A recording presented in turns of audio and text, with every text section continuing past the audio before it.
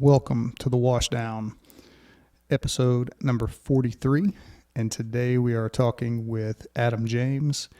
Adam is a former firefighter who has transitioned into becoming a chaplain, and we talk about a wide variety of subjects, and it's just a really, really great conversation. I hope you guys enjoy it. I hope you get something out of it, and look for his program in the future and support that. So without further ado, this is the Washdown, episode number 43 with Adam James.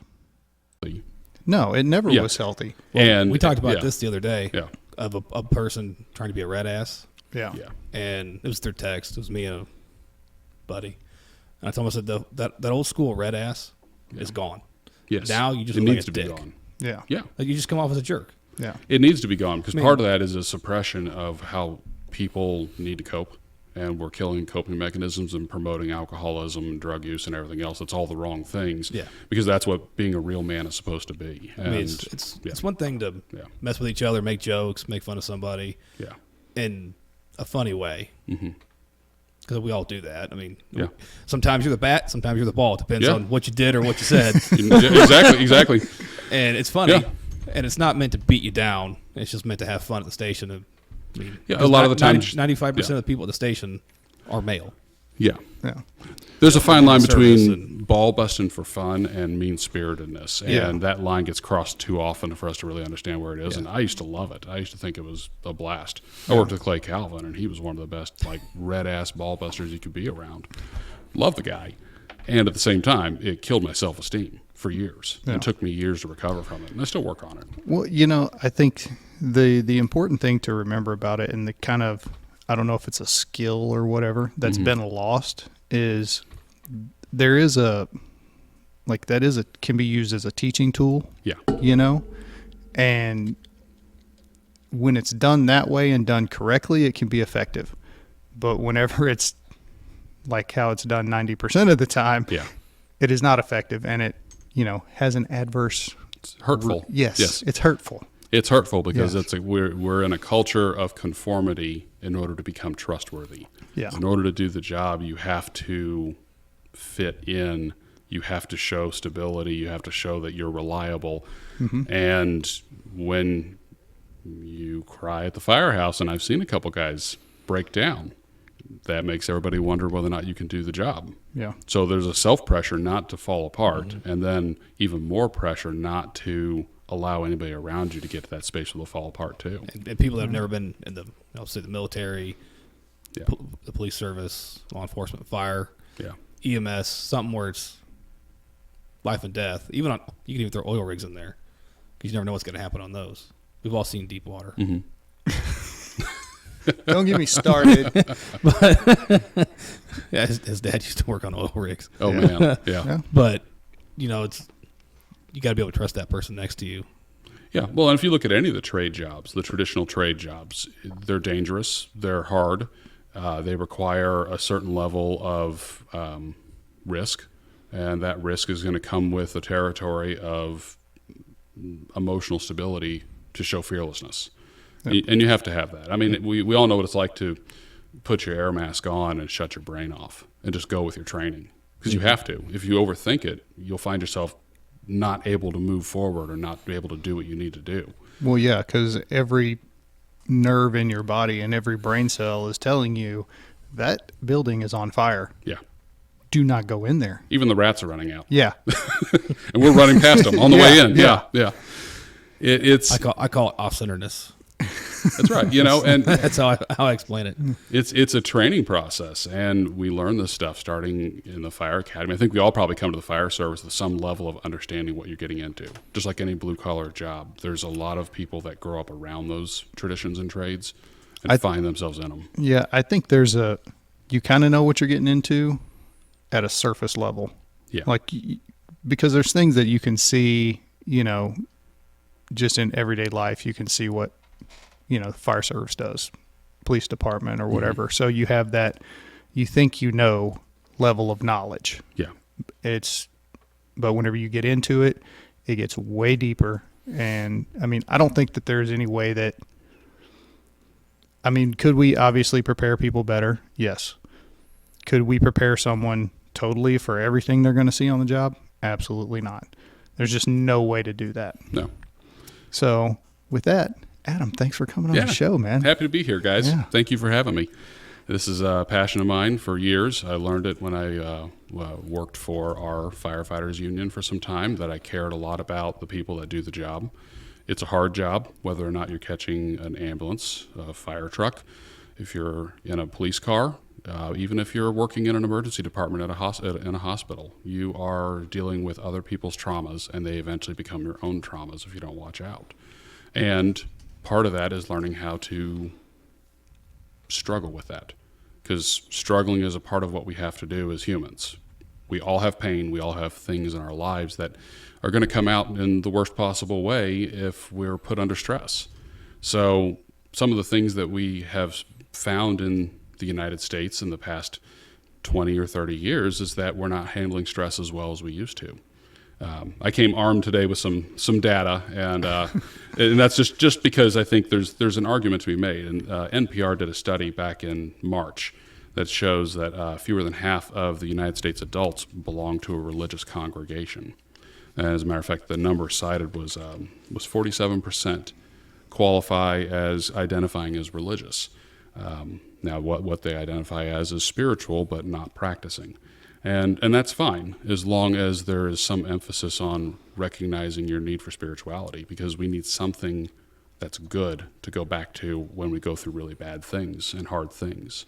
So you think there's a cause and effect link there between the amount of mental issues that we're seeing in the country to, because I would assume that number is lower than it's ever been as far as the religious. It's the lowest that it's been in the 80 years that the Pew Research facility has been doing the study. They have recognized that Americans by and large have moved further and further away from organized religion, not just Christianity as I identify, but any version of organizational religion that gives a structure of accountability and support. If you look at we think about in the fire service, the fire tetrahedron, the three things that it takes to make fire, well, our wellness takes three things, and we often leave the third one out. We hear a lot about physical wellness with the amount of training that we have to do. We are now in the past decade hearing a lot about psychological wellness and the things that we're running into there. What we're not hearing about hardly at all in the first responder community is spiritual wellness. And that's really a shame, because if you look at the Department of Veterans Affairs, the military service has recognized for at least 50 years through their studies that spiritual wellness is absolutely essential to keep up the psychological and the physical wellness. If you look in the hospital settings, many hospital institutions are tied or associated with religion. They've always had a chaplain present for the patients and the staff, recognizing that physical healing or psychological healing can be aided by spiritual healing, and recognizing what spirituality is versus religion. They go very, very close together, but they're a little bit different. It's kind of like that Venn diagram where things overlap. And in the middle is your wellness, your spiritual wellness. Everything has a soul. It's just a matter of how you nurture and feed that soul.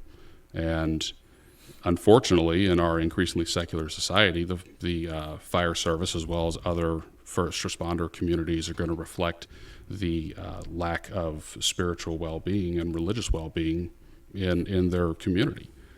But we're dealing with a lot more trauma and a lot more stress and a lot more expectation to not fail and sacrifice everything. That can lead to spiritual crisis. And I would argue that I've gone through that at least once in my life. I'm sure many others have as well. Yeah, I don't think that's a... I would debate that. Yeah. And the thing is... If you came for a debate, Adam, you are sorely mistaken. Because we agree. I do have a question. Do you think... So the study says 47%. Yeah. Do you think there's... I don't want to word it. Do you think it's because of the way religion has been portrayed in the media in the last decade? Absolutely. I mean, you see certain groups protesting. Yeah. we're not going to name names. And then you see like with religion and gay rights and stuff like that. Mm-hmm. Well, and then because that's Old Testament stuff, and you got the New Testament most people follow. Well, think about all the scandals. Well, there's with scandals religion too. So if you look at, and it's not specific for a denomination, because the Catholics had their thing. You can go all the way back into the 80s and 90s with Jim and Tammy Faye Baker, the evangelical Christians, and I mean, whenever you constantly are seeing examples of this, it's easy for people to go, you know what, maybe I don't want to be a part of that, because like we were talking about earlier, it's a trust thing. So yeah, I'm trusting these people and I'm giving all this effort or doing whatever, and it comes out they were just lying the whole time to take advantage. There is some of that. I mean, who's the big one that locked the doors for Katrina? Or was not Katrina? It was Joel Osteen. Osteen. I mean, something like that. Yeah. I mean, that really hurts religion as a whole and organized religion. It absolutely does. And I think, we could have an entirely different conversation about the philosophy and psychology of increase in media in our country, not necessarily increasing our knowledge. I wouldn't even call it the media anymore. Yeah. Well, and that's it. Propaganda at this point. Yeah. When I was a kid in the 80s, the Encyclopedia Britannica was a pretty special thing that Mom and Dad bought for us. Yes, I had the entire set. Yeah, I did too. I did too. And it's an Episcopal thing. It really is. Louisiana. Okay. And now everybody has Google. Everybody can just go to the Internet of Things to find that information. I saw a TikTok video, and I think I told you about it.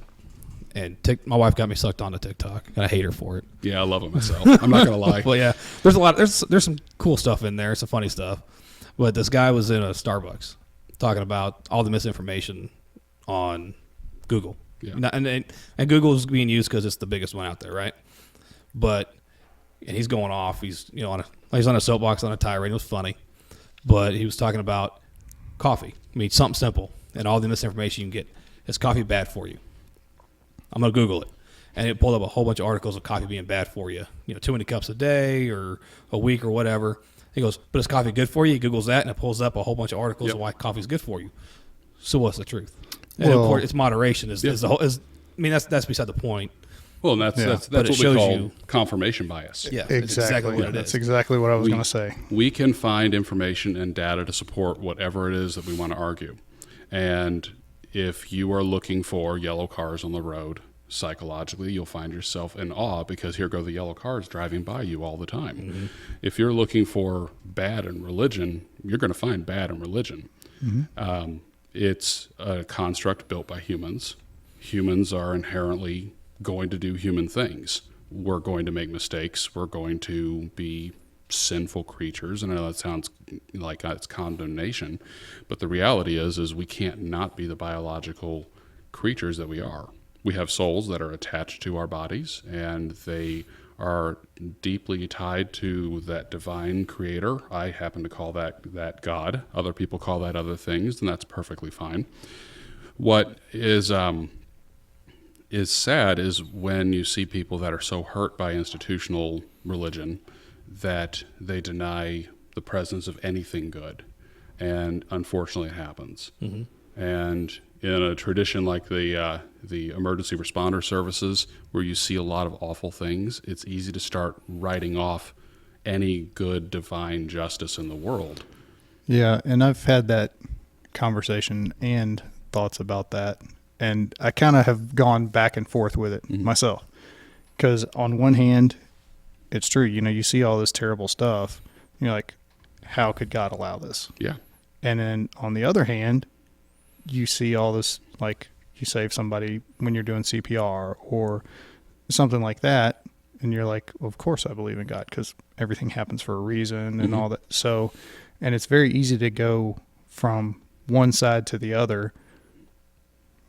I think the thing is we all have that free will that we all talk about, or religion talks about it, because he's not going to control you. You're going to make your own decisions. And it's so true. It's interesting because C.S. Lewis became a Christian during this time of the early 20th century when he was trying to disprove Christianity as a valid religion. And he tried to explain human pain and suffering. And I'm a pretty big fan of digging into this subject because I think anybody that's done the job we've done is going to struggle with understanding human pain and suffering. And he wrote a 200-page book about this, and at the very end explained, I'd be a fool to try and say that I understand the answer. There is no answer. It's a mystery. And there's really not any credible theologian out there that's going to say God is making us suffer or we're suffering for a purpose. In the tradition of Christianity I come from, the Episcopal Church, we believe that God suffers with us, right alongside with us. We don't know why God can't stop the suffering, because God created all things, everything that we see and don't see. And why do we suffer? We don't know. We know biologically suffering and pain is a biological response to danger. Our bodies tell us that we're in danger of an imminent life threat. That's why we hurt. That's why we struggle with anxiety and fear. The brain doesn't turn off what kind of fear it is. It's just fear of end of life. Well, I'll throw this kind of back on a philosophical thing, and I'm sure you've heard it before, but pain and suffering leads to growth. Absolutely can. So if you are stagnant, comfortable, never stressed, or you never stretch yourself out, you never grow. You will be the same always. Mm-hmm. And we talked about it the other day, the 24-hour clone principle. I don't know if you're familiar with that. So basically at 7 a.m., there's a clone that's going to be made, and it's exactly like you are right now. At midnight, you have to fight that clone to the death. So it is up to you to improve in something. Now, that battle could be physical, mental, whatever. Mm-hmm. It's up to you to improve enough during the day that you can take out your own clone.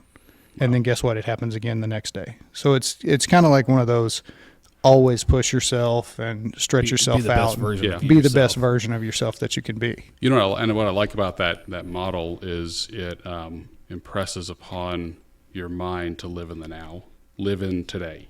Mm-hmm. A very wise mentor of mine who is an Episcopal priest and a chaplain in a local hospital here told me recently, he said, try to cast a 12 o'clock shadow. We all have a shadow side. We all have things that are awful and ugly and bad and sinful. And in the morning, that shadow is really long in one direction behind you and can be longer than your body. In the evening, it can do the same thing but in the opposite direction. But right in the middle of the day, you get that shadow that's around you, but it's right underneath you, and it's the smallest it can be. You know it's there, but it's not overtaking your actual self.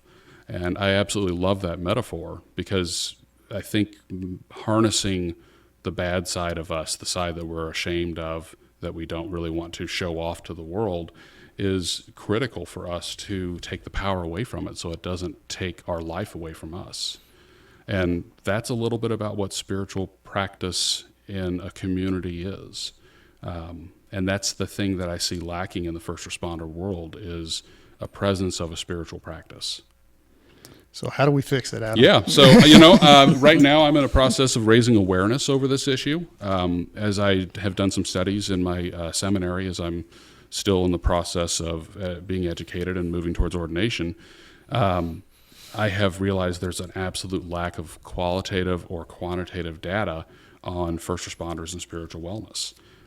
There's work that needs to be done. There's quite a few in the first responder world that are starting to pop up all about the same time right now and realize that we have this issue. I've met a few people in the area over the summer. Rachel is one of them. I've met another firefighter from the Kansas side who's working on the same thing. And recognizing that something needs to be understood about what we do. And I think the spiritual practice already exists. And we need to name it, we need to bring it forward, and then create a space for people to safely share their struggles. The firehouse is not the place. We have to be ready to go, ready to respond to every alarm, and be stable, reliable, dependable, all those things we need to have each other's backs. But if you look at a lot of the 12-step programs, they do a great job of creating a spiritual community in a secular space. They don't name it as necessarily spiritual, but they do the three critical things that are needed for a spiritual community. They pray together, they perform service acts together, and those two things together creates a community that's the summation of prayer and spiritual practice. And they hear each other, they testify to each other. And that's needed. We've done a little bit of that today here around the table, and that is already creating community. And in those spaces, away from the firehouse, with people that you know have gone through similar things, having a dinner together, making a meal together even, there's something holy about that. It brings people together to open up and talk about their struggles. And when you have that community of people that you are essentially worshiping with, because worship means to work, you're working with. You're working on yourself, or you're working on your profession, you're working on something. And in reality, we're communal creatures as humans. We need each other. In my spiritual practice, in the Episcopal Church, we believe that our community practice is just as important as our individual salvation and relationship with God. It is so critical that we live in community together through all the difficult things, through all the disagreements, because in between those times, there are all the great times too, where you're having a great party, you're really getting along, you're best friends, they really get you, you really get them. And that's just the human experience on this planet, is being in community together. And we have one of the toughest and most supportive communities in the first responder world. Firefighting is a team sport. You can't do it by yourself. So we have bonds, and I would argue that we have some spiritual practice, and bringing awareness to it is really key to helping people find that spiritual health that they need to help with their psychological health and to help with their physical health. Those three things really tie together. There's studies that the Departments of Veterans Affairs have done that have shown that spiritual wellness and recognizing something bigger than yourself is critical for your physical health and your psychological health. Yeah, I mean, it makes sense, and I could see why they would do that study for sure. He did more prep work than we did. It's all good. It's so awesome. I'm just going to quit now. Yeah. I resign effective immediately. It is so awesome when a guest comes prepared. It's like, it's great. I love it. I don't know what to do with my hands. Do I put it in my pocket? It's all good. What do I do? Mutual Admiration Society. I absolutely love what you guys have been doing, and I've been watching the podcast for some time before I even met your wife. We appreciate it. And recognize that somebody's doing something out of the ordinary, and it's needed. It's needed to talk about these issues. Well, and and I think just talking about it and raising awareness, it's going to help pull that stigma down. That's it. Because, I mean, that's 99% of the time, that's what it is. It's just a stigma. That's the roadblock. Mm-hmm. Because, people are hurting. They've gone through things. They mostly want to talk. But there's that stigma there of, man, if I start talking about this, then they're going to think I'm, crazy. Crazy, nuts. Or I'm weak, or I don't belong on the job, or this or that. Yeah. No, dude. We've all had those calls. Yep. We've all had that time in our life, and if you talk about it, get it off your chest, mm-hmm. it helps you move those memories from the wrong part of the brain to the right part of the brain. Yes. And then, the emotions that are attached with all that stuff, all the trauma gets dampened down. Absolutely. So, and with, the spiritual wellness, I think it's going to be a lot of the same thing. I think so too. I think people will probably be more open to it once it's presented and just talked about. Yeah.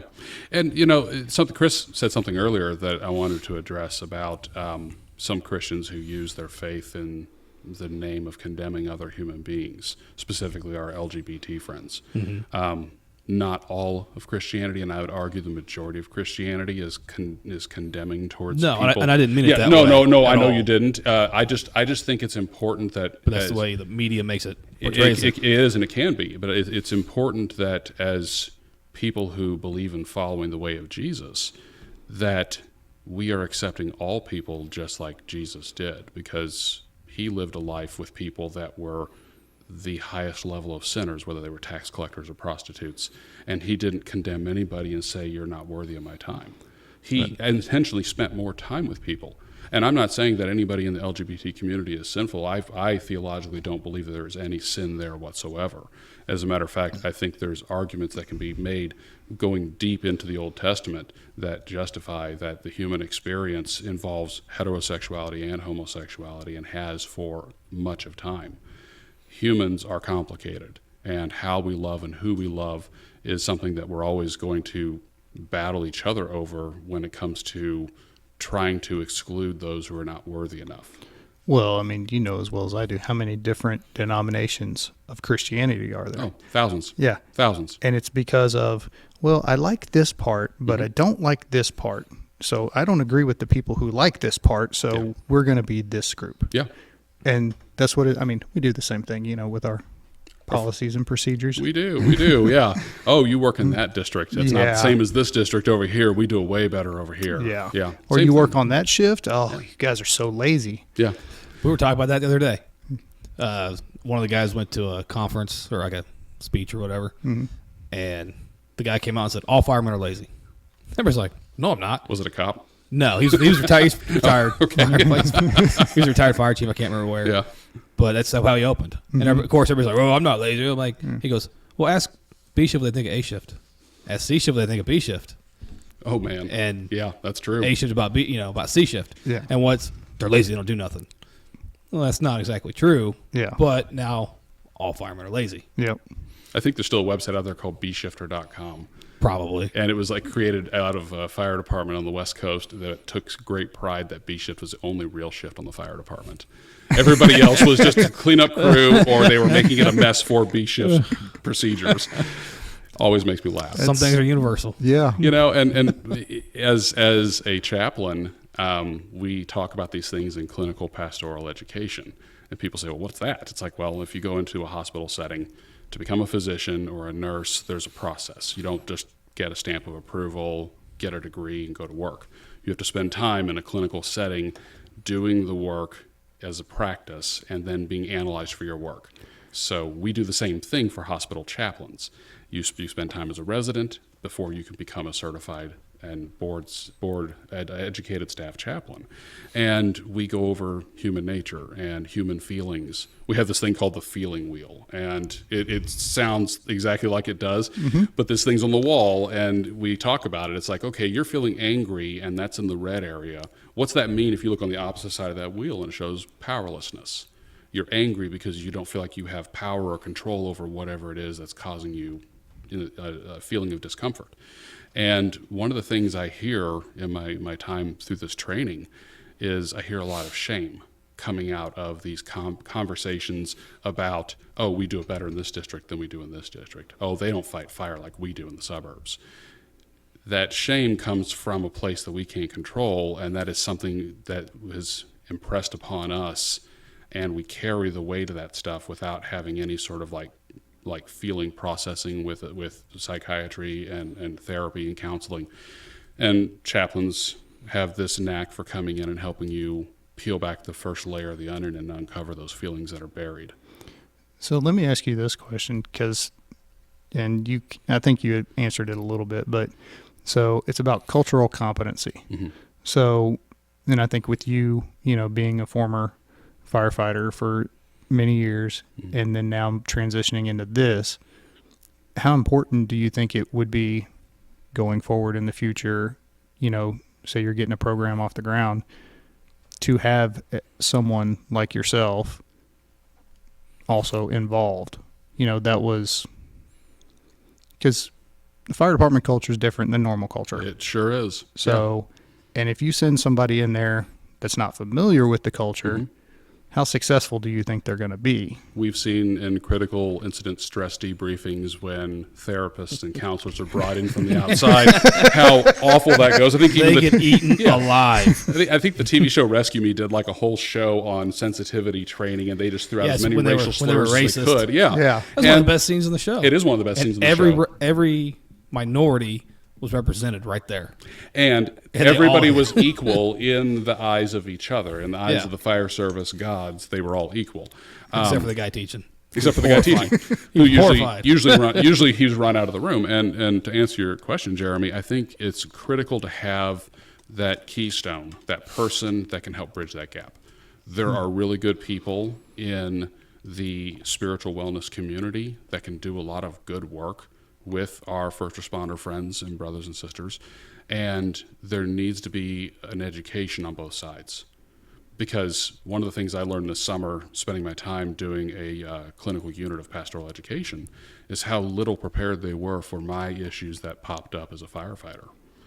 My perspective on different didactics where we would watch a movie about somebody that's dying from cancer, and the guy that they look at in that movie, the young physician that's the biggest jerk, and everybody in my fellow class looked at him like there's nothing good about him, and he's the guy that cares the most because he's trying to learn the job, but he had to dehumanize the patient to learn the job. I think we've all had to do that as EMTs. There's a point where you have to put away your feelings. It's just how do you process those feelings, because they didn't really get put away properly. Yeah. And we have to pull them back out, process them like we should, and then put them away. And there are good people that can help do that. They need some education on their side to help first responders, and first responders need an advocate to go into that space, and that's something I think I'm uniquely qualified to fill in my church, in the Episcopal Church. I keep running into this comment over and over again from the church leaders that they've never had a firefighter come into their world seeking ordination. And that kind of shocks me. I actually thought for sure, because I know pastors of other traditions. I know a few Muslim clerics that are out there on the job that are doing work, but it seems like we're lacking in Christianity a little bit, and maybe that's just in the tradition I come from. I think people are more drawn to the non-traditional churches than the traditional. Like we were talking about earlier, I like the tradition. Mm-hmm. I like the ropes. I grew up when I grew up in the Episcopal Church. My dad ran the acolytes. Oh, cool. So I was an acolyte all through school. Oh man! And if somebody didn't show up for the morning service, it was me. Yeah. If they show up, and then I had to do the second service. So I'm there at 7 a.m. to do the 8:39. Yeah. And then the 11. So it was all morning in church. You did it. So were you? What did you do? Everything in the acolyte service? Mm-hmm. That's awesome. Did That's it all. Awesome. Started at the bottom, worked my way up. It was. I learned a lot, and honestly, so this was in Springfield, Illinois, when we lived there. Mm-hmm. It was Father Bill, and he was a huge Duke fan. Yeah. Yes. Yeah. I didn't like him for that. Sounds like an awesome dude. But he was a Bears fan, so I mean, come on, how awesome can he be? Okay, well, he seems like he was confused. Was he an older gentleman? Compared to a 12-year-old? But, and of course, I'm a huge KU fan. My dad went to Kansas. And I grew up a KU fan. So we would, instead of listening to the deacon do his sermon or whatever they were doing, we're over here talking smack about basketball. Yeah, like kids do. Yeah, and he was all about it. He'd start it a lot of times. Yeah, but he was also just super down to earth, and we talk about he was always interested in what you were doing in school. And then he'd get up and he'd do a sermon, and of course you always open with a joke. Yeah, but the sermon seemed to always make sense to whatever was. It was weird because no matter what was going on, even as an adult when I went back for a while, it was like whatever was going on in that week, that sermon pertained to it somehow. And if that was me doing that in my head, like, oh, I could do this, but it did seem to help. We have a phrase in my Episcopal parish. It's called yes and. Because, yes, it is pertaining to your life, and you're finding ways to make it pertain to your life. There's no wrong answer. There's a lot of dual answers that come along, and that's why Holy Scriptures can deeply impress upon our life, because it's all of human nature and its relationship with the divine wrapped up into one. And there is I think if I remember right, there's about 140 different human feelings, and there's a piece of Scripture that can tie to that human feeling. The book of the Psalms is my favorite, because if you go through Psalms, it's poetry, and many believe that it was written by King David of Hebrew times, that is about all of the human feelings, whether it's joy or lamenting a loss or anger at God, it's all there. And in the Episcopal tradition, we recite a psalm every service. And there is something about that formality around the service, but then the joy of the informality in between the services or in the middle of the service, like you mentioned, the acolytes that are snickering in the back with the priest. That reminds me so much of the fire service. The bell rings, and it's the most formal thing. Orders are given, you don't disobey. And when you're at the firehouse, it's like a bunch of kids are sitting around the table talking smack at each other about each other's favorite sports teams. Mm-hmm. And there's something beautiful about that, because that's life. We find times when we get really serious, times when we get really playful, and we need those times, and we balance that. And the bigger picture overall that I'm seeing in the struggle for first responders and spiritual wellness is that we don't seem to have that balance towards feeling something greater than ourselves when we see a lot of injustice. And making sure everybody's welcome to come to that table, regardless of how they identify or what kind of religion they practice, is critical. In the hospital setting, the hospital system that I'm spending time in is welcoming of any denomination or religion in our clinical pastoral education. We have Jewish rabbis as chaplains, Muslim clerics, many different denominations of Christianity. We have a Buddhist chaplain. And the things you learn from each other, the similarities that you have, and the wisdom you gain that can help you in other areas is critical when we bring all those different pieces to that one table. And we need that. We need to interact with people different than us. Absolutely. If you spend all your time in an echo chamber, then turns into a cable news network. Yeah. I mean, really, regardless of your choice, it sounds like people screaming at each other. Well, you know, it's one of those things, and we've talked about it before, but it's like, when did we lose the ability as human beings, and Americans in particular, of being able to agree to disagree? Sit down, have a conversation. Yeah. Okay, I understand. I get why you believe that. Mm-hmm. I don't. I believe this thing over here. Mm-hmm. Cool. Hey, let's go play some basketball. You know? And that's part of the beauty of, I think, the fire service dinner table, is that we can have those conversations of disagreement, and you're still in the job together. You're still running the calls together.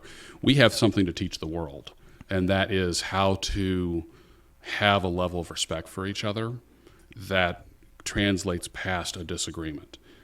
In my Episcopal parish, we have civil discourse conversations where we intentionally come together and talk about hot button political issues of the day, not because we're there to disagree with each other, but because we're there to hear each other, regardless of whether or not we agree, and at the end of the day agree that we care more about each other than we do each other's opinions, but we still care about each other's opinions. Because there's not a good answer, but it's important to spend time with people that are different than us, and it's important to feel heard, which is what chaplains do. We want you to feel heard because there's healing in that. And it's important to feel that you're comfortable expressing yourself, who you are, and what you have to say in the world. That is absolutely correct. And it's hard to get to. It takes a working balance, and it takes awareness, and it takes presence, and it takes, frankly, a lot of pain to get to these things, to get to this stuff, and realize we need to work on this stuff.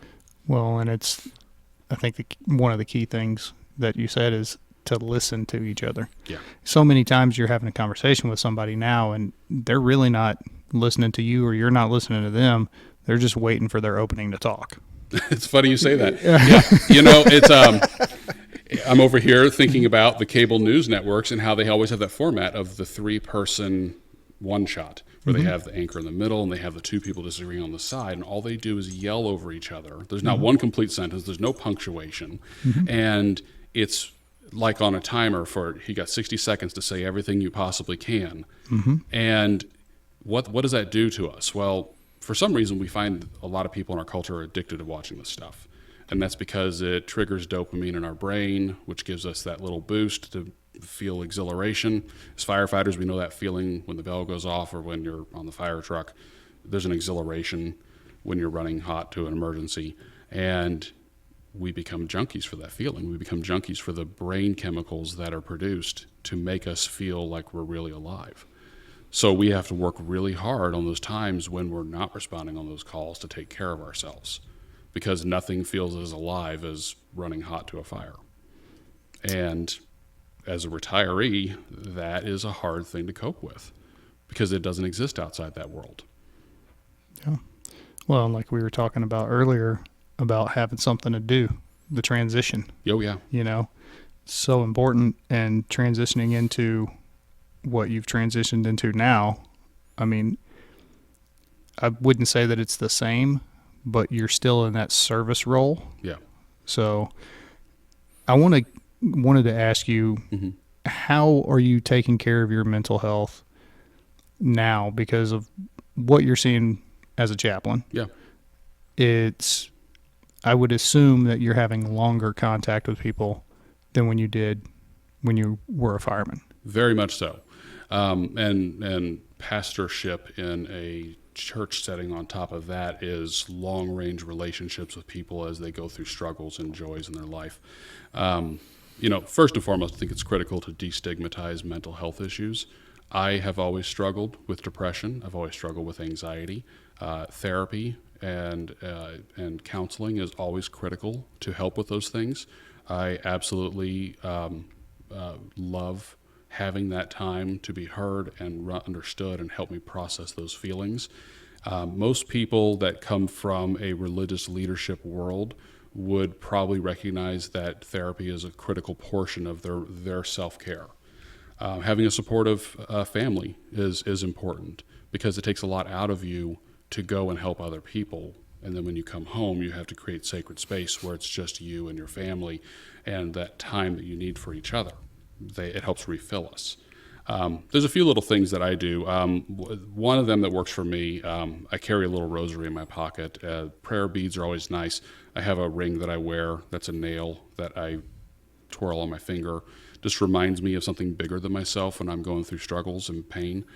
Sometimes we need the physical items, the tactile things to touch and feel. Mm-hmm. Sometimes we need words or poems or deep breathing exercises in order to get ourselves centered and back to where we need to be. This kind of work was hard to do, though. I found myself in a very dark place post-retirement, not quite sure what to do with myself. Through happenstance, and I believe through the inspiration of the Holy Spirit, my wife and I found our way into the Episcopal Church again in our lives and connected with the church almost immediately, found myself involved in service projects that made me feel like I was giving to the community because I recognized that deep need for gratification, helping other people. I think anybody that comes from the first responder world has that, and helping other people shouldn't go away just because you're not doing it in a paid profession. And there's something very satisfying in helping people in a volunteer fashion too. I had actually never really done good volunteer work until I got involved in my church and realized I needed this for my soul and to understand how God works through people that are going through hard times. There's a lot of beautiful things that can happen at the local soup kitchen down at 9th and Paseo. You can work with people and have conversations that you would never have in the grocery store in the suburbs. And it feels like the job. It looks like the job. But you're doing something that's more than just keeping people from dying. Because people are walking around spiritually dying and spiritually dead every day. And when you can connect with somebody and give them a little bit of hope back, a little bit of light, and possibly bring a little reminder that God loves you back to them, there's nothing more fulfilling. And somewhere along the way, I discovered there was something in me that needed to do that. My church has a wonderful process for that. I've been working on it for close to 3 years now. We call it discernment. I'm in seminary working on a degree that will allow me to be ordained as a deacon in the Episcopal Church. People ask, what's a deacon? We have deacons and priests and bishops. There are 3 orders that are called in our church and some other Christian traditions. We use biblical scripture from the book of the Acts, chapter 6, when the apostles found themselves after Jesus' ascension trying to organize a church. And the book gets into the overwhelming feelings that the apostles had trying to take care and spiritually nourish their community of Christians in a persecuted world. And they called 7 men up to be deacons and fulfill this service of ministry. The word deacon comes from the Greek word diaconia, and that means to serve. and they were dealing with the Greeks at that time. So that deep connection to Greek language in the New Testament pops up pretty often. And what that did by creating deacons in a position of service towards the health and needs of the orphans and widows and the destitute was it created space for the apostles to focus on prayer and reflection on the word. We would call those priests today, bishops, people that have an organizational oversight to make sure that a spiritual community moves forward. Many traditions call them different things. Ultimately, they're all pastoring the way Jesus did by taking care of people in need along the way, whether it's physical, psychological, or spiritual. So my work is to go out and help our first responders. They need it. And they are a marginalized society in our culture. And I sound like I'm pretty woke or socially justice warrior-minded about this, but if you really look at the definitions of these things, what is a marginalized culture? That's a group of people who don't feel like they fit in. And I think we could all probably say we can go anywhere and feel like we're not going to fit in unless it's a bunch of other firemen. Yeah. It's a struggle. Yeah. I don't disagree. I struggled with it over the summer in the hospital, and these people that I went to school with were absolutely the greatest brothers and sisters that I could have had outside of the fire service.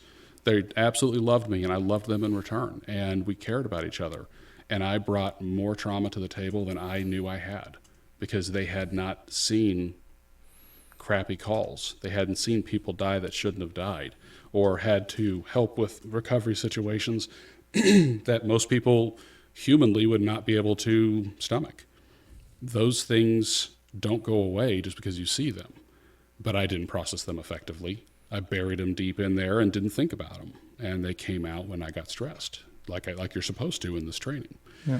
So working with therapy works wonders in helping to process that, but also building community and bringing communities of people back together, integrating that community with other deeply caring spiritual people to help bridge the gap between first responders and the civilian world. We need to do that, and there are many caring people out there that want to help us.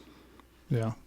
Well, I know from, talking to my wife about, all of the therapists that are, out there, and they want to do the work, but, they're just not, some of them are great, and, but some of them just aren't culturally competent, and you end up, they're going to end up more traumatized than, Yeah. and that does happen, unfortunately. And, we laugh about it, but it's really not funny. Yeah. And so, I mean, they got a pretty rough job too. They got to sit there and listen to us. It goes back to our dark sense of humor too. Yeah. And not it's take created, and it's protective. It's like Yeah. a shield almost. Yeah, they have to not take that stuff home, because it's easy to take on other people's feelings and take it all home, and then it ruins your life. Oh yeah. And that takes work. That takes practice.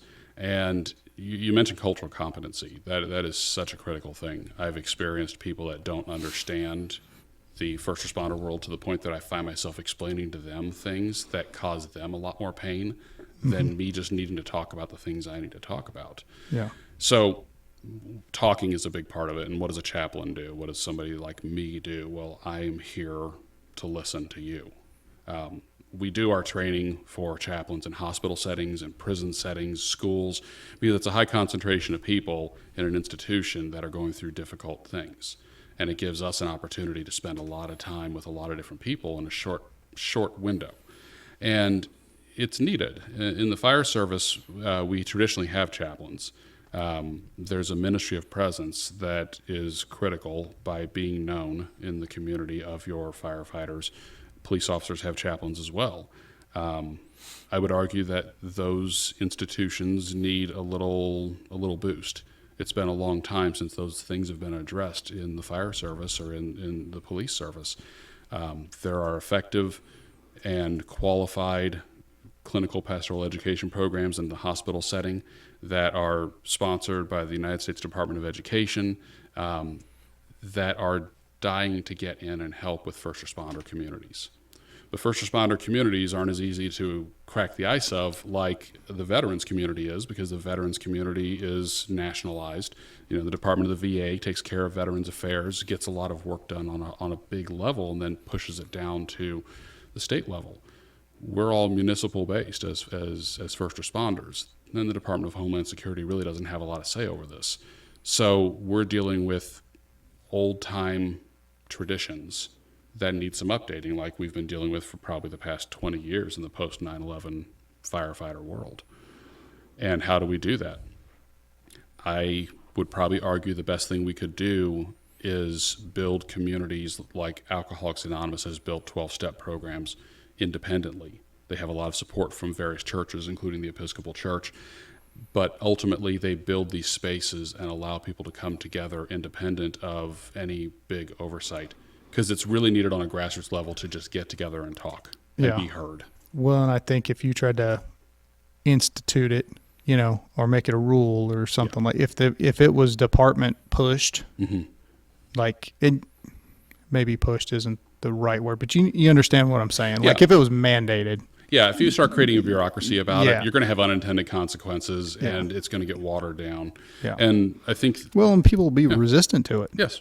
And if you look at religion in nature, if we take the words of Christ or the words of God at whole from Scripture and apply it to our present community, I think of our closest community as our family.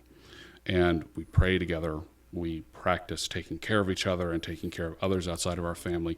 You're going to have the most competent community of faithful, spiritually healthy people. When you get a little bit bigger, it becomes a little bit more hard to manage. Churches are difficult places, and there can be difficult conversations and people that constantly disagree, and other things get in the way, like repairing leaky roofs and getting out there and resurfacing parking lots and making sure that there's enough accessible spaces for people with disabilities. Those things can feel like they water down the word, they water down your spiritual presence. But in my world as a future deacon, my job is to go out into the world and find out what the world needs from the church, bring that message back to the church, and then have the church come and support and offer the help where it's needed. And in reality, being a former firefighter, the world experience of being on a fire truck and responding to the kind of calls we responded to has been a great help for the church to recognize there's a whole nother layer of human society that they haven't seen very much of. Everybody recognizes an emergency vehicle going lights and sirens down the street. They recognize a major emergency when there's smoke billowing in the air, or a major tragic accident on the interstate. But what they don't see are all the little things that happen in between those times and what the people that respond have to deal with. Because the 24 calls in 24 hours you're responding to, there might be one true emergency in those 24 calls. A lot of those other calls are just whittling down on your ability to take care of yourself. And that's critical. Absolutely. Excuse me. Yeah, it absolutely is. And, we've kind of talked about that a little bit, about call volume just going up exponentially. Yeah. And, yeah. And something's got to be done. Yeah, something has to be done. I mean, every department, and it's not just, in general in the fire service and police departments, we are understaffed. Mm-hmm. We are overworked. And do we like getting on the rig and going on those calls? Hell yeah. Mm-hmm. We like to run calls. We like to be busy. But there's a limit to how much one person can sustain for any length of time.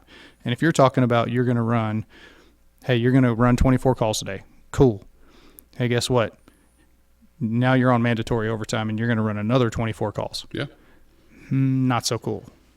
And I've got a lot of unpopular opinions that I don't share very widely, but I think the traditional model of how we schedule the service is probably it has its days numbered. Working a 24-hour shift is pretty brutal in this current environment. Mm-hmm. But how can you give somebody a living wage and a quality of life that makes this job attractive to come and apply for and make a career out of if you don't offer the right amount of things? I think you have to incentivize, you have to raise pay, you have to raise benefits, and you have to shorten work hours. Not necessarily because you're looking to get people more money for less work, but because taking care of yourself so you can be available to respond to those things needs to be equated into the process. Because in order for you to show up and do your job effectively, you have to be at your best that day. And if you're on your, 48 hours, 24 of those are overtime, or you're going into 96 hours, we've seen that before, to the point that they've had to create policies to make sure you don't work too much overtime, but they're still short-staffed. What quality of care are you giving, and what's your risk and likelihood of physical injury? Is it increasing? I would almost guarantee it goes up exponentially. It's a huge issue. So we have to start looking at self-care for first responders. It's needed. And there are organizations, including our labor union, that is working very hard at trying to come up with some good solutions to this stuff. And that's great on a macro level, but on a micro level, the thing we have to do as individuals is start working together in communities, hearing each other, talking to each other. And that's where the work that I'm personally passionate about is coming in, getting people together to feel like they're welcomed in a community with people that care about them, that may not necessarily come from their world, but can be right there with you for everything you need. And that gap can be bridged with trust. Oh, absolutely. It can. And we have to build trust, and we have to be vulnerable. And being vulnerable is not something we talk about as a good thing for firefighters or big American men. We don't talk about vulnerability. Yeah, no. Exactly. Tool time. Come on. We've made him uncomfortable. He's vulnerable. Yeah. You said the B word, Adam. Yes. It's one of the many ones I'm scared of. Yeah. Well, no, but it's true though. But so we'll take it back to, whenever you run calls as a medic. Pass. And, well, no, but the way that you build patient rapport. Yeah, I mean, you kind of have to open yourself up a little bit to be able to get them to trust you. Good bedside manner. I'm choosy about what I say and how I say it. Yeah. But, I mean, one, being nice right out of the gate is key. Getting down on their level, whether it's a child or somebody with special needs or even just an older person sitting down, dropping down to that knee and talking to them. I mean, it shows that you're open to listen. And the hardest part is running so many calls that we don't need to be there. Yeah. But it's a lot of times when you run the older people, they're lonely and they want someone to talk to and be heard. They do. And that's you, because they're out of options. But I mean, that's not a bad thing. I don't mind those calls. It's the 2 a.m. toe pains. Or I've got a toothache. Go to the dentist. I got some pliers. Yeah. But you waited until 4 o'clock in the morning to finally call. Yeah. And you can tell it's that person who's looking for the pain meds. Yeah. Well, and what you're saying right there is you're addressing bigger systemic issues. There's a lot of issues than the fire department can handle. This is a healthcare crisis in this country. It is, and it's some of it's education. Yes. Some of it's policies that have been put in place, and it's an unpopular opinion, but big pharma companies, sure, they push opiates on the doctors, give them kickbacks. We know that happens. They get addicted, and now what happens? You get toe pain, or I cut myself, or I have abdominal pain, and then you have hospitals, and I found this out doing medic clinicals, that get scorecards about your visit. And if you get 3 bad reviews, you get fired.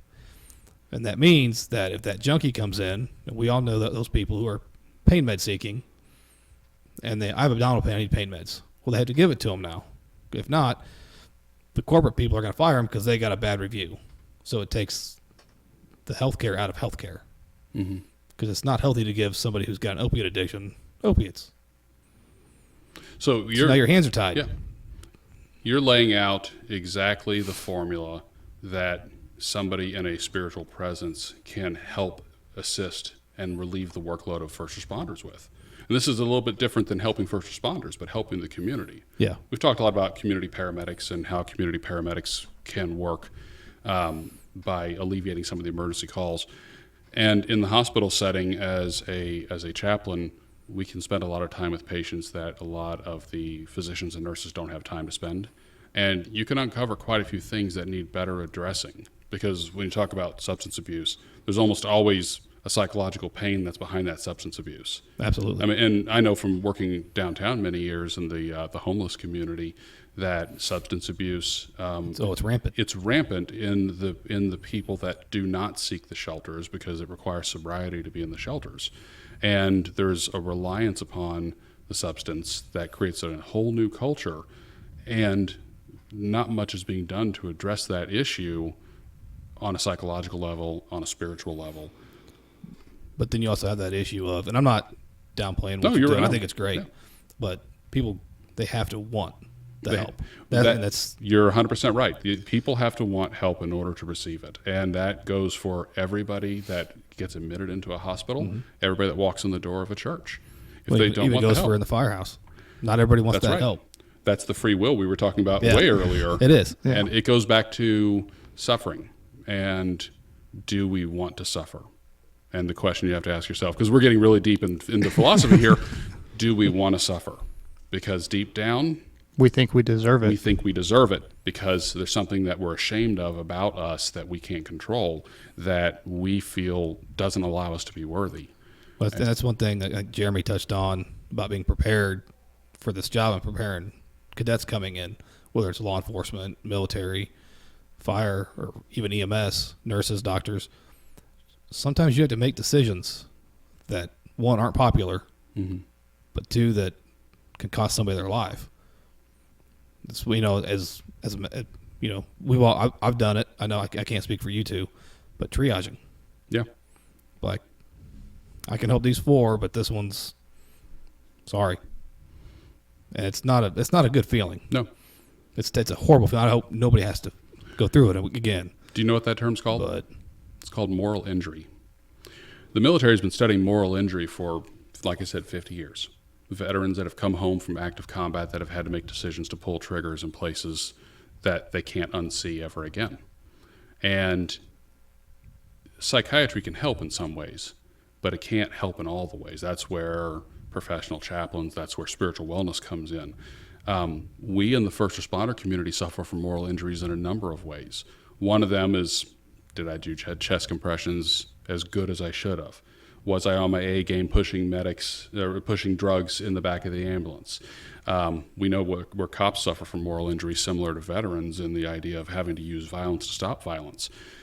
One of the things that surprised me as I was studying some of the Department of the VA information here, moral injury can come from incompetent leadership and how it systemically affects our ability to do our job or be compensated to do our job. And that hit me hard this morning when I was reading this, thinking about the merger that we've all gone through with our ambulance service coming into the fire service and how that's affected the culture and morale, merging two different cultures together, and looking at our brothers and sisters that came from that department having their world fade away.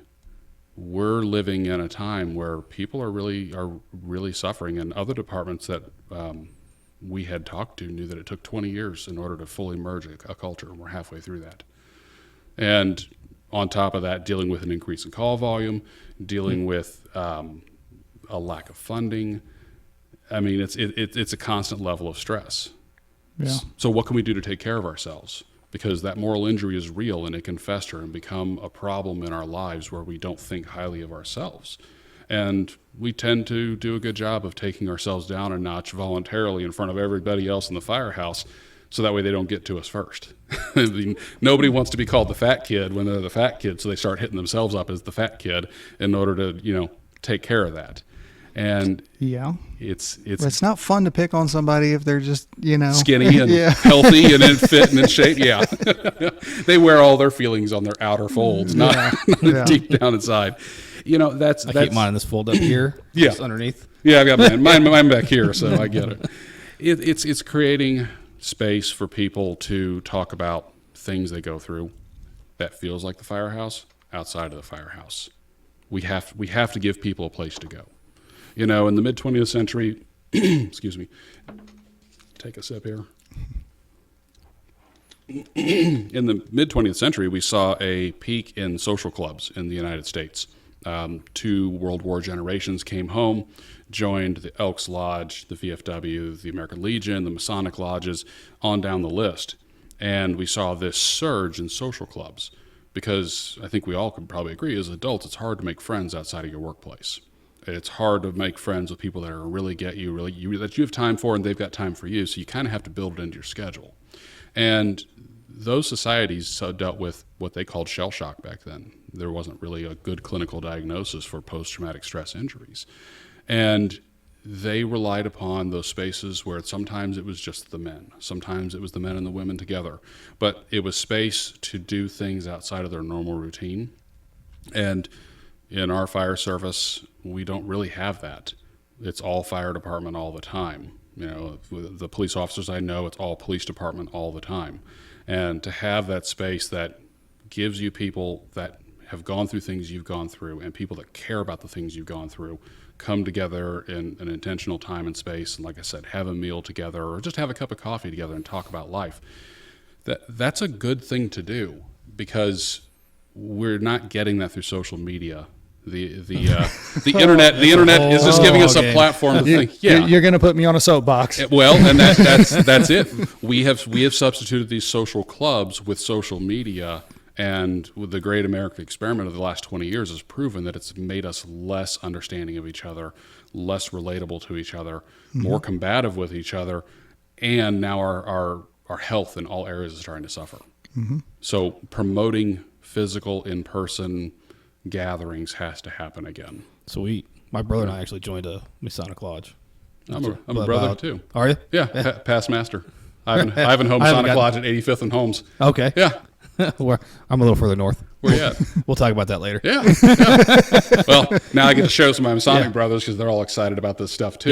Yeah. And we got an event coming up. Critical. I don't know if you guys know about it. I'll tell you about that too. But yeah, sitting down, on the meeting nights, sitting down and eating dinner. You need it. It's a lot of fun. Plus, we have guys that are there's cops, retired law enforcement, truck drivers. I mean, you name the profession. Lots of veterans. One guy, I don't know how old he is, but he was in the Army Air Corps in World War II. Still comes. That's listen awesome. to him talk is awesome. Oh yeah, his stories are great. So whenever we turn the camera off, can you guys tell me what the secret to Oak Island is? No, you're not sworn in. Can't give you that one. I won't record it. I promise. I won't tell you where Jimmy Hoffa is either. That's a different secret society. Yeah. You are not Italian. I'm Greek, man. We're cousins. One island, the other island. Come on. It's true. Yeah. That's true. And it's critical that we have space to go to connect with each other, with people that are like us. And that gives us that ability to give our families and our job the best of ourselves. Because in a way, by doing that, we're giving God the best of ourselves. And what else is there to live for? We live to do good for others because God is the community. The community is God. I mean, they talk about the body of Christ. That's the people that you interact with every day. Because seriously, look in the eyes of every person you talk to and realize. You keep getting a little far. Oh yeah, I do. I should just take it with me. Yeah. And realize it's movable. It is movable. Yeah. Look at that. Yeah. You have to realize that every person you treat, you should be treating as if that's God themselves. Human dignity. And I agree 100%. Oh, it's hard. But you know as well as I do, that is not our culture. No. In America right now, because and it hasn't been for some time. It's more about what can I get? How can I get ahead?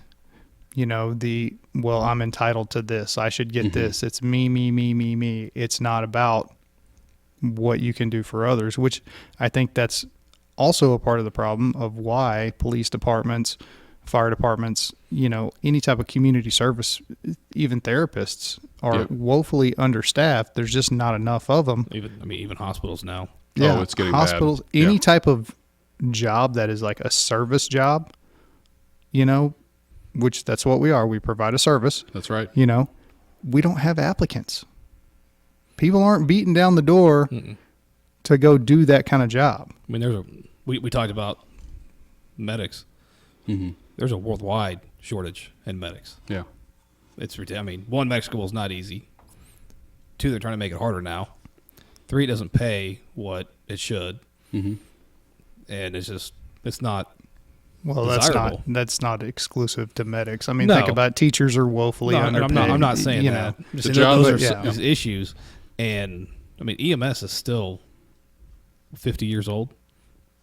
I mean, the 70s. Yeah. The show Emergency really brought paramedics to the limelight, but that's about when it started. Because it used to be, throw them in the station wagon and drive them to the hospital. Yeah. There was no care on the way. No. So it's, as far as like when you compare it to fire service or law enforcement, EMS is still a toddler. Yeah. At best. Well, and the jobs that require the most amount of compassion are the jobs that are least compensated in our society. I mean, look at social workers. Yeah.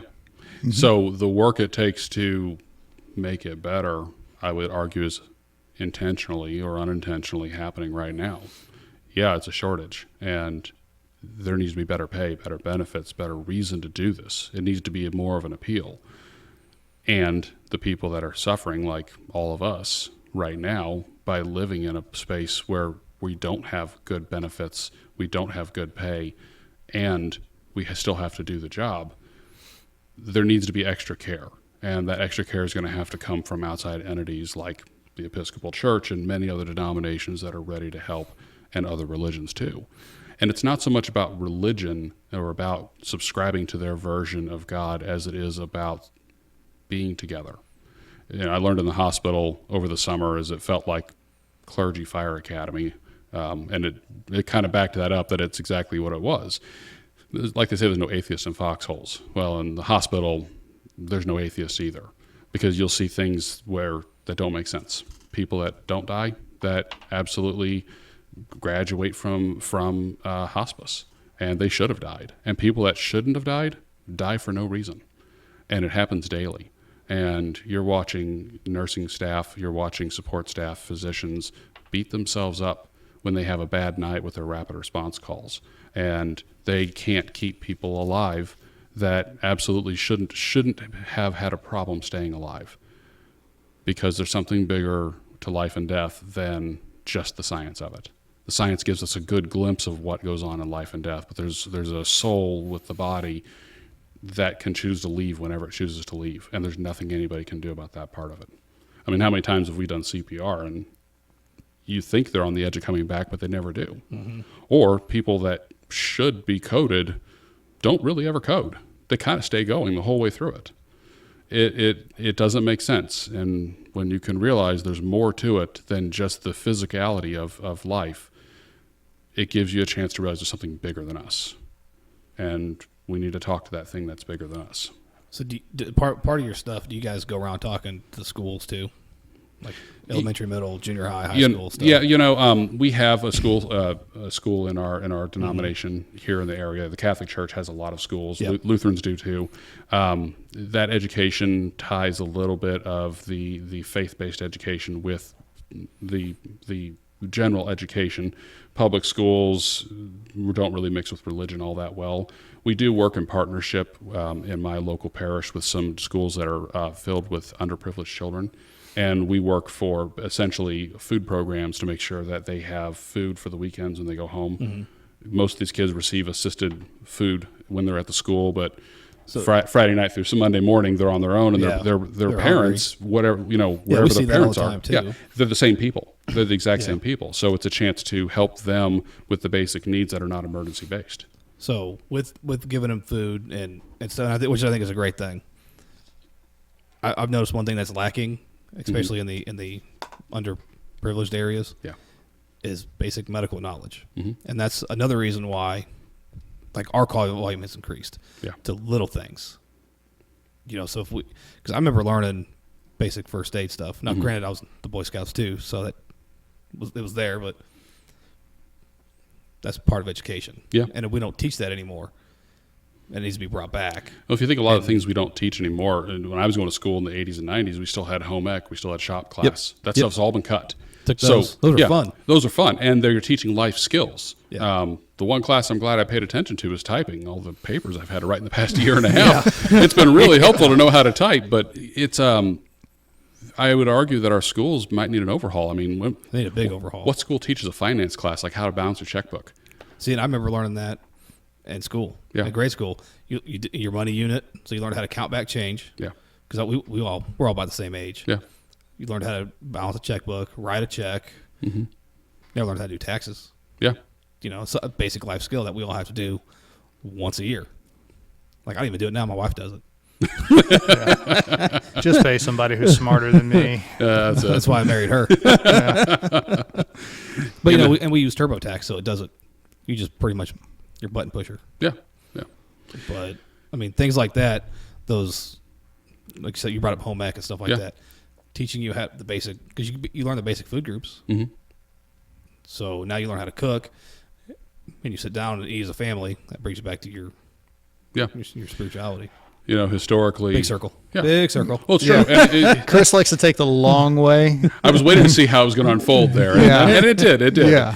But I do it on purpose. we've gotten to a point in our country about 100 years, close to 100 years of federalizing a lot of things like Social Security, Medicare, Medicaid, and the question we have to ask is, how were people taken care of before those times? And they were, I mean, not necessarily as effectively in some areas, but I would argue more effectively in other areas. And that was usually through religious charities. A lot of hospitals were set up as charity systems. A lot of churches did a lot of charity work in those areas. And they did an effective job in helping in many ways.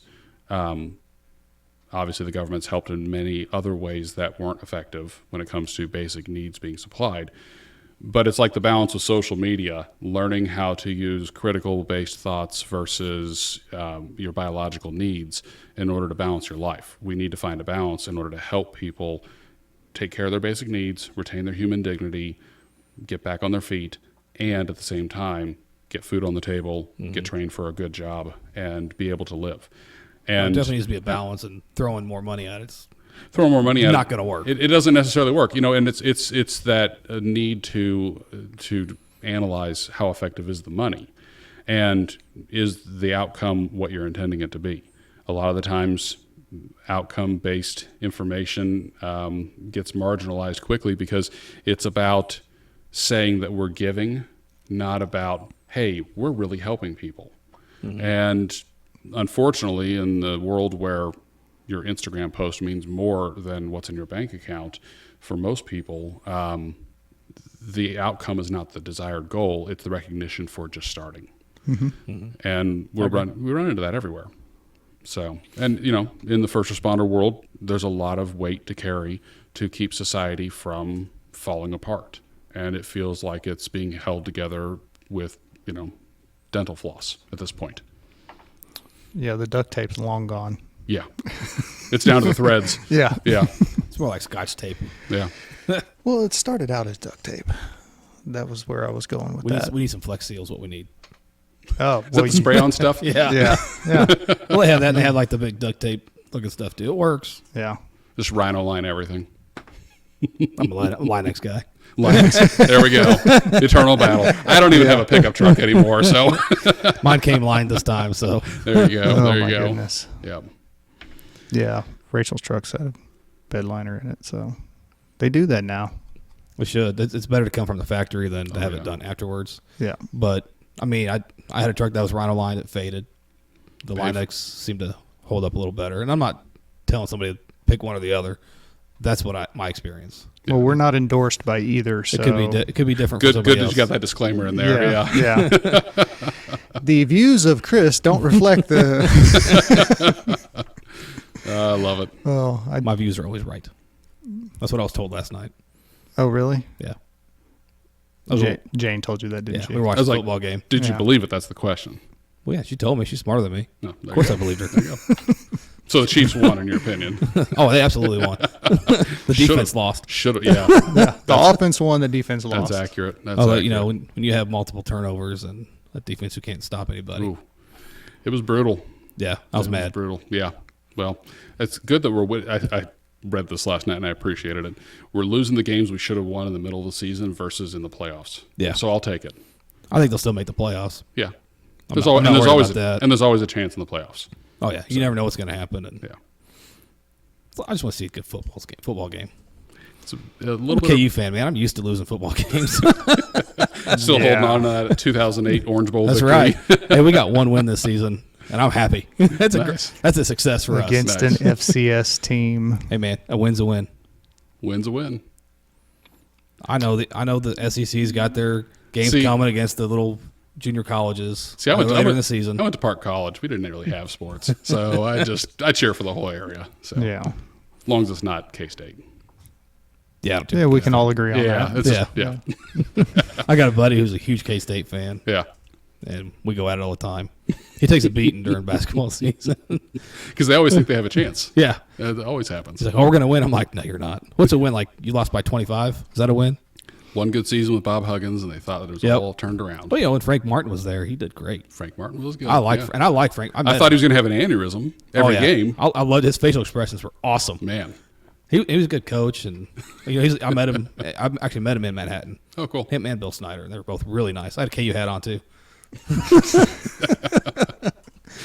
Making friends everywhere you go. They were super nice. I mean, and I wasn't. It's not like I was up there talking shit. Just because they're both great coaches.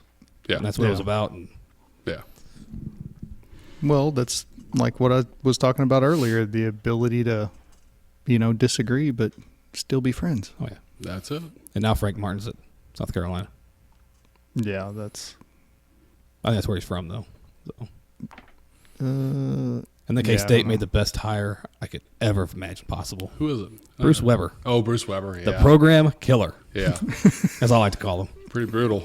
Because, I mean, think about it, he took over for Bill Self at Illinois. That team he took to the title game was Bill Self's team. And he still couldn't win it.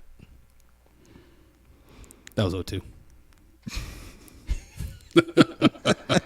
It's okay. College sports are about screwed up as the first responder community. That they are. The way that they're exiting out Texas and Oklahoma, it's just going to destroy the Big 12. Oh, yeah. Well, they're bringing in, was it, what I see? Houston, BYU, Cincinnati, and UCF. City schools in Central Florida. I mean, which is Big basically 12's Orlando. done. It doesn't feel like a major conference anymore. It won't be. It really it's been dead to me since MU left. MU-KU rivalry was everything. I see that's coming back. But it won't be the same. In basketball, it is. I say it won't be the same. No. So. But it's still, I mean, we all still like to talk smack to each Of other. course, yeah. Which is fun. I actually enjoy that part. Yeah. It's when somebody, I don't care what side you're on, there's always that one person that takes it too far, and you're like, really?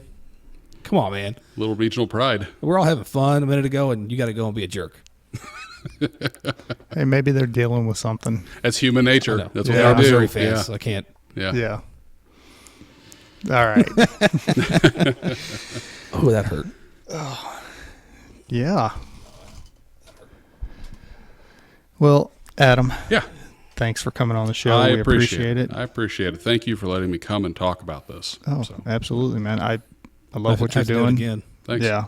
I look forward to sharing in the future how it starts to build. Oh, absolutely. Yeah, we'll definitely have to come back on and talk about Definitely. that kind of stuff and see where your program's at. Yeah, there's some people that are all kind of, where the Holy Spirit's working, they're all kind of showing up at the same time in need of doing the same thing. And it's pretty cool to see it take place. You just have to be grateful every day.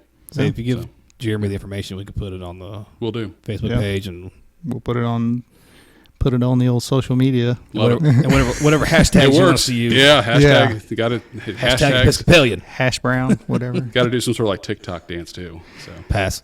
I'm not dancing, but Yeah, we'll make Moran do that. He's Yeah. a TikToker. So unfortunately, he couldn't be here today. But yeah, dude. Yeah, keep me informed of what's going on, and we'll definitely push it out there. I appreciate it. I appreciate what you guys are doing here, and it's good that we're as a community building mindful awareness of what we all need to keep doing this job and how to live with the things we've done on the job. Yeah. So Well, and to just be able to, be happy and not be miserable. it's hard. It is. It is hard. You would think, I mean, Find that hobby. Yeah. I mean, Yeah. Or whoever to talk to, whatever you got to do. That's it. And I'm not downgrading what you're doing, Yeah, but yeah. to me, it's another feather in the cap, Well, essentially. some people need physical things to do. I know a couple guys that their thing is like pickleball, and that's what they do. They need a physical sport to go out and get that energy out, and that is good. There's need in that area too. It takes all kinds, and I've recognized a long time ago that I find that deep connection and having good conversations like this. Yeah. This makes my day. Well, and, I think you hit it nail on the head whenever you were talking about, there being three aspects, the physical, the mental, and the spiritual. Mm-hmm. So, I mean, I think, you definitely have to have the mental part. If you're not physically capable, or physically fit, then that kind of leads to the rest of it, okay, I'm in pain all the time. Well, that your mental health takes a toll. Yeah. Then your spiritual health takes a toll, So if any one of those things is out of balance, it's going to throw everything else out of balance. Exactly. And the only thing you'll hear me say that is would sound like evangelism is these churches out here, they need firefighters in it. They need you guys. And I say that because they need to know what the world's really dealing with when somebody calls 911. And unless they know us, they're not going to know. And we have a gift to give everybody else. And we have responsibility to help them because they're going to help us try to correct society right now with the bigger issues that we're running into where basic education is not being met, basic needs are not being met. So there's a little bit of a sense of duty that I want to, impress upon everybody that gets a chance to see this or listen to this. Be involved in your community outside of just getting on the fire truck and responding to calls and receiving a paycheck for that. It's needed. This sounds goofy, but we're local heroes in the sense that every kid wants to be a firefighter, and every other guy on the street sees a firefighter and goes, wow, that guy's willing to die for somebody. That's a big deal. And they need to know us, not just see us. So be a part of your community. It's a big part. Yep. Many ways to do it. Yep. All right, everybody. Thanks for stopping by. I hope you enjoyed the conversation that we had today. And like we end every episode, if you are struggling, reach out. There are resources out there. And if you know somebody that's struggling, talk to them. Let them know what resources are out there. There are people to help. So, all right. Take care of yourself.